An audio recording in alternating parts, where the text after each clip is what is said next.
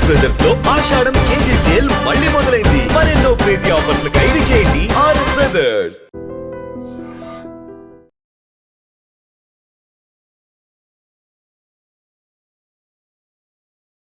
Hi hello నమస్తే, welcome back to our channel. నేను మీ వైషు. నల్గొండ జిల్లాలో ఒక విషాదకరమైన సంఘటన జరిగింది. ఎక్కడైతే తనకి అవమానం జరిగిందో అక్కడే తనని పెట్రోల్ పోసుకొని కాల్చుకొని చనిపోయాడు ఒక వ్యక్తి. ఎందుకు చేశాడు అంటే డ్రంక్ అండ్ డ్రైవ్లో తను దొరకడం, దానివల్ల పోలీస్ కొంచెం తిట్టడం వల్ల ఎందుకురా నువ్వు బతికేం చేస్తావు చచ్చిపోరాదా అన్నట్టు మాట్లాడడం వల్ల మనస్తాపానికి గురై అతను ఆత్మహత్య చేసుకున్నాడని తెలుస్తుంది. ఈ విషయం గురించి మాట్లాడడానికి ఈరోజు నాతో పాటు సోషల్ యాక్టివిస్ట్ కృష్ణకుమారి గారు ఉన్నారు. మేడంతో మాట్లాడదాం. హలో అమ్మ, నమస్తే. నమస్తే. బాగున్నారా? చిన్న చిన్న విషయాలకు అసలు సూసైడ్ చేసుకోవాల్సిన అవసరమే లేదు మ్యామ్. అసలు ఆ సిచ్యువేషన్ మనం ఎలా చూడాలంటారు? ఏం జరుగుతుందంటారు? అందరూ ఒకలా తీసుకోలేరు. ఒక్కొక్కరిది సున్నిత మనస్తత్వం ఉంటుంది. కొంతమంది తప్పు చేసి కూడా అవును చేశాను అయితే ఏంటి అని మాట్లాడగలిగే ఒక ధీమా అయిన మనస్తత్వం ఉంటుంది. కొంతమందికి తప్పు చేసిన తర్వాత గిల్ట్ చాలా ఎక్కువ ఉంటుంది, అపరాధ భావం అన్నమాట. ఈ అపరాధ భావం ఉండటం వల్ల వాళ్ళు ఏంటంటే పదే పదే పదే పదే అదే ఆలోచనలోకి వెళ్తారు. వెళ్ళడం వల్ల ఇలా ఆత్మహత్య చేసుకుంటారు. అయితే మనం ముందే అనుకున్నట్లు అందరూ ఒకేలాగా ఉండలేరు, అందరూ ఒకేలా తీసుకోరు సమస్యను కూడా. అలాగే పోలీసులు కూడా ఇంతే, అందరూ ఒకలాగా ఉండరు. ఇప్పుడు కొంతమంది మన డ్యూటీ ఏంటి, మన డ్యూటీ ఎంతవరకు, మనం ఏం చెయ్యాలి, రెండో వాళ్ళ హక్కులకి భంగం కలిగించకుండా మనం ఎంతవరకు మన డ్యూటీని మనం చెయ్యాలి అని ఆలోచించే మనుషులు, ఆచితూచి ఉండే పోలీసులు ఉంటారు. కాస్త మానవ హక్కుల పట్ల అవగాహన, అలాగే ఎవరైతే తమ వద్ద ఒక నిందితుడిగా వచ్చారో నిందితుడికి కూడా కొన్ని హక్కులు ఉంటాయి అని నమ్మే పోలీసులు కొంతమంది ఉంటారు. చట్టంలో అసలు ఎంత ఉంది స్కోప్, నేను ఒక పోలీస్గా నేను చేయాల్సింది ఏంటి అని తెలిసిన పోలీసులు ఉంటారు. కానీ దురదృష్టవశాత్తు ఇవాళ మన పోలీస్ డిపార్ట్మెంట్లో ఇప్పుడు మనం మాట్లాడుకున్న లాంటి పోలీసులు తక్కువ మంది అయిపోయారు. థర్డ్ డిగ్రీ ప్రయోగించడం, అలాగే మన పేపర్లో కూడా అప్పుడప్పుడు రాస్తుంటారు పోలీసులు తమదైన శైలిలో విచారించారు, వాస్తవాలు బయటకు వచ్చినాయి అని. ఆ తమదైన శైలి అంటే ఏంటి అంటే థర్డ్ డిగ్రీ. ఓకే. అయితే కానీ వాళ్ళు థర్డ్ డిగ్రీకి ఒక ప్రత్యామ్నాయం ఉంటుంది, ఒక విచారణ ఉంటుంది, లోతుగా విచారణ చేయడం, వాళ్ళతోటి ఎక్కువసేపు మాట్లాడడం, మాటల మధ్యలోనే వాళ్ళు చేసిన నేరం ఏంటో వాళ్ళు ఒప్పుకోవడం, ఇవన్నీ ఉంటాయి.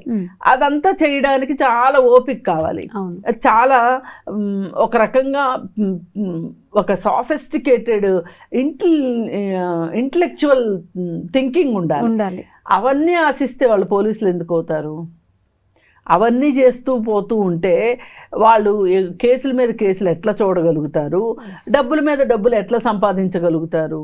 ఇవాళ అవినీతి ఉన్న శాఖల్లో చూసుకుంటే రెవెన్యూ డిపార్ట్మెంటు నంబర్ 1 ప్లేస్లో ఉంటే నంబర్ 2 ప్లేస్లో పోలీస్ డిపార్ట్మెంట్ ఉంది. అయితే వీళ్ళకి ఏంటంటే ఇంకొక వైపు కూడా ఆలోచిస్తే మనము వీళ్ళకి డ్యూటీలు ఎక్కువ, వీళ్ళ మీద జులుము, రాజకీయ జులుము ఎక్కువ ఉంటుంది. అలాగే చట్టం ధర్మం న్యాయం తెలిసిన ఒక నిందితుడు వచ్చాడు అనుకోండి, అతను అడిగేదానికి అతను చెప్పేదానికి వీళ్ళ దగ్గరే సమాధానాలు ఉండవు. ఇప్పుడు వాళ్ళకి అప్పుడు ఏమనిపిస్తుంది అంటే అరే నాకు ఎదురు తిరుగుతాడా పోలీసుని, నాకెంత బలం ఉంది, నాకెంత అధికారం ఉంది అని అనుకుంటాడు. ఈయనకి అధికారం ఉండొచ్చు కానీ రెండో వాడికి హక్కు ఉంటుంది, అది మ్యాచ్ కావాలి. అలాంటి పరిస్థితుల్లో ఏమవుద్దంటే అక్కడ క్లాష్ వచ్చింది అనుకోండి, అతని హక్కులకి వీళ్ళ అధికారానికి మధ్యలో ఒక క్లాష్ వచ్చింది అనుకోండి, అల్టిమేట్గా వాళ్ళకి ఏమనిపిస్తుంది అంటే మేము అధికారం మా చేతిలో ఉంది, మేమేం చెప్తే అది చెల్లుబాటు అవుతుంది అనే ఉద్దేశంతో ఎవరైతే నిందితుడిగా చూపించబడుతున్నాడో, ఎవరైతే అభియోగం మోపబడుతున్నాడో అతని పట్ల దురుసుగా ప్రవర్తించడం అనేది పోలీసులకి అసలు సర్వసాధారణం అయిపోయింది.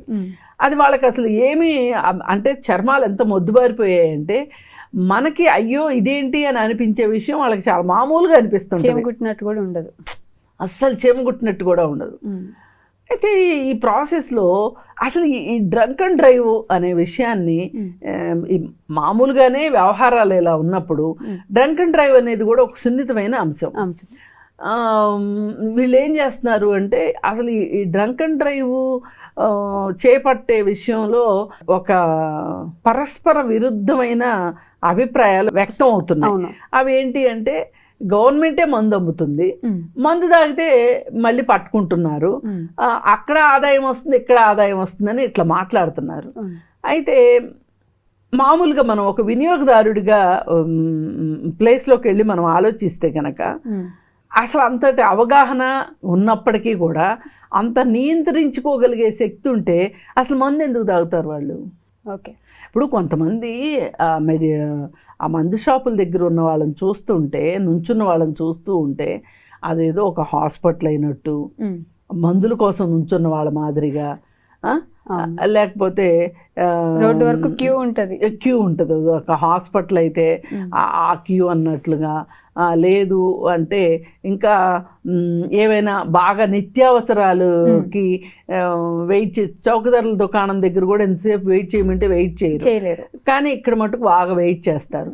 ఆ వెయిట్ చేసి ఆ బాటిల్ ఇలా తీసుకోగానే ఇంటి దాకా వచ్చే ఇది కూడా లేకోకుండా జస్ట్ లైన్లోంచి యువతలకు వచ్చేసేసి గబగబా మోత తీసేసి అక్కడే తాగే వాళ్ళని కూడా చూస్తుంటాం. కొంతమంది ఆ పక్కనే ఉన్న రూములు ఉంటాయి, పర్మిట్ రూమ్స్ అంటారు. ఆ పర్మిట్ రూమ్లు ఉన్నప్పటికీ లేకపోయినప్పటికీ ఆ వైన్స్ పక్కనే గోడ పక్కన కూర్చొని తాగేవాళ్ళు ఉంటారు కొంతమంది, అసలు తాగుతూ ఇంటికి వచ్చే వాళ్ళు ఉంటారు. ఇవన్నీ చాలా బాధాకరమైన అంశాలు. డ్రింక్ అండ్ డ్రైవ్ చేస్తే అది కేసు పెట్టచ్చు, కానీ నువ్వు ఎందుకురా బతుకుండేది? అదే అంటున్నా, అవన్నీ మాట్లాడాల్సిన అవసరం లేదు. ఇప్పుడు వీళ్ళకి ఏంటంటే ఒక్క అధికారం ఉండేసరికి దాని చుట్టూ 100 అధికారాలు ఉన్నట్లుగా ఫీల్ అవుతూ ఉంటారు. ఆ ఫీలింగే వాళ్ళని ఇలా మాట్లాడిచ్చేటట్లు చేస్తుంది. మరి అతను ఇప్పుడు వాళ్ళ తల్లిదండ్రులు చెప్పే దాన్ని బట్టి ఏంటి అంటే అసలు అతను డ్రింక్ చేయలేదన్నట్లుగా తల్లిదండ్రులు మాట్లాడుతున్నారు. భోజనం చేసి బయటకు వచ్చాడు అని వాళ్ళు చెప్తున్నారు. మేబీ అది కూడా కరెక్టే అయ్యి ఉండొచ్చు. భోజనం చేసి బయటకు వచ్చిన వ్యక్తి తన ఇంటికి వెళ్తుంటే ఇలా ఆపి ఇట్లా మాట్లాడడం వల్ల మనస్తాపానికి గురే మా కొడుకు ఇట్లా చేసుకున్నాడు, ఆ పోలీసుని పూర్తిగా జాబ్లో తీసేయండి అని చెప్పి వాళ్ళకు బహిరంగ లేఖ రాశారు. ఇప్పుడు ఈ డ్రంక్ అండ్ డ్రైవ్ గురించి అతను అలా అన్నంత మాత్రాన చచ్చిపోవాలా అనే ఒక ప్రశ్న మీరు మొదట్లోనే వేశారు. అది చెప్పా కదా, ఒక్కొక్కళ్ళు ఒక్కొక్కలాగా తీసుకుంటారని. అలా కాకుండా నిజంగా అతను గనక మందు తీసుకోకపోయిండున్నట్లయితే పోలీసు విధంగా మాట్లాడితే అతను టెస్ట్ రిపోర్ట్ అడిగే హక్కు ఉంది అతనికి. ఎగ్జాక్ట్లీ, తనకి అక్కడికక్కడే వచ్చేస్తుంది కదా ఎంత పర్సంటేజ్ తాగాడు అనేది. ఆ లిస్టు అడగాల్సిన అవసరం ఉంటుంది. పైగా అక్కడ పోలీస్ స్టేషన్లో మాట్లాడే కంటే కూడా బయట ఒక లాయర్ దగ్గరకు వచ్చి నన్ను ఈ విధంగా మాట్లాడారు, నా ఆత్మగౌరవానికి భంగం కలిగించేలాగా మాట్లాడారు అని చెప్పి అతను ఒక కేసు వేయాల్సిన అవకాశం కూడా ఉంది కేసులో. అయితే అంత చేసే ఓపికలో అంటే అంత ఆలోచన ఇతనికి వచ్చినట్లేదు. అతను బాధతోటి ఈ విధంగా చేసుకొని ఇప్పుడు కొంతమంది ఏమో చనిపోయాడు అంటున్నారు, కొంతమంది ఏమో కాదు చికిత్స పొందుతున్నాడు అన్నారు. చికిత్స పొందుతూ చనిపోయాడు. ఇది చాలా బాధాకరమైన విషయం. మరి ఇంత బాధాకరమైన విషయం జరిగినప్పుడు ఖచ్చితంగా అతని పైన చర్యలు తీసుకోవాల్సిందే. అసలు అతనికి అలా మాట్లాడే హక్కు లేదు. అతనికి ఉన్నదల్లా ఏంటి అంటే అసలు వాళ్ళ దగ్గర ఉన్న ఫోన్ తీసేసుకుంటారు, వాళ్ళ దగ్గర ఉన్న బండి తీసేసుకుంటారు. అవన్నీ అసలు అక్కర్లేదు, అవసరం లేదు. మీరు చేయాల్సింది ఏంటి అంటే మీరు అతని పేరెంట్స్ని పిలిచి కూర్చోబెట్టి కౌన్సిలింగ్ చేయండి. ఇప్పుడు షీ టీమ్స్లో ఎట్లా అయితే కౌన్సిలింగ్ చేస్తారో ఇక్కడ కూడా చేస్తూ ఉంటారు, కానీ ఇంకొంచెం పకడ్బందీగా షీ టీమ్స్లో జరిగినంత కౌన్సిలింగ్ మట్టుకు ఇక్కడ జరగట్లేదు.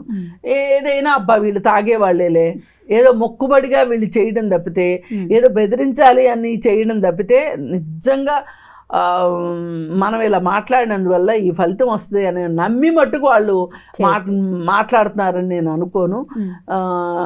ఏదైనా ఆ సినిమాలో చూపించినట్టు వీఆర్ ద ట్యాక్స్ పేయర్స్, మా వల్లే మీ ప్రభుత్వాలు నడుస్తున్నాయి అని చెప్పి ఎంఎస్ నారాయణ అనడం చూస్తే ఈ డ్రంక్ అండ్ డ్రైవ్ చూసినప్పుడు కూడా అనిపిస్తుంది అసలు పక్కన మందు షాప్కి వెళ్ళి మందు కొంటూ ట్యాక్స్ కడుతున్నారు, అది చాలినట్లు మందు తాగినందుకు మళ్ళీ ఫైన్లు కడుతున్నారు, బండ్లు సీజ్ అవుతున్నాయి. ఇంకో పక్క ఇప్పుడు ఈ అబ్బాయికి జరిగినట్లు అవమానం జరుగుతుంది. వెరసి ఇవన్నీ చూస్తే ఏమనిపిస్తుంది, అసలు మీద ఎందుకు అమ్ముతున్నారయ్యా, ఆమె ఆపేస్తే అసలు తాగేదే ఉండదు కదా, మేము దొరికేదే ఉండదు కదా అన్నట్లు. ఏది ఏమైనా ప్రభుత్వం దీని పట్ల సరిగా ఆలోచన చేయాలని, అలాగే ఇంకొకటి ఎవరిపైన అయితే అతను అభియోగాలు మోపుతున్నారో అతనిని ఖచ్చితంగా విధుల నుంచి తప్పించాల్సిందే. అతనికి పోలీసు ఉద్యోగం చేసే రైట్ లేదు.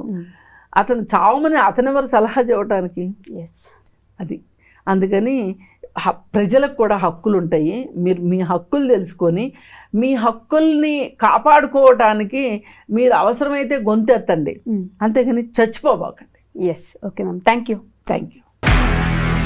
నిజంగా ప్రస్తుతం ఉన్నటువంటి సమాజం దేనికి ప్రయారిటీ ఇస్తుంది? ఆర్థిక సంబంధాల చుట్టూ మాత్రమే తిరుగుతుంది. మళ్ళీ ఎన్నికలంగానే చాలా విరక్తి కలుగుతాం. మంచి అనిపిస్తుంది కదా, లేడీస్ కూడా ఛాలెంజింగ్ జాబ్స్ చేసినప్పుడు చాలా బాగుంటది. ఫుడ్ డెలివరీ ఇవ్వటానికి వెళ్ళినటువంటి డెలివరీ బాయ్ అనిల్ పై కళ్ళ ముందు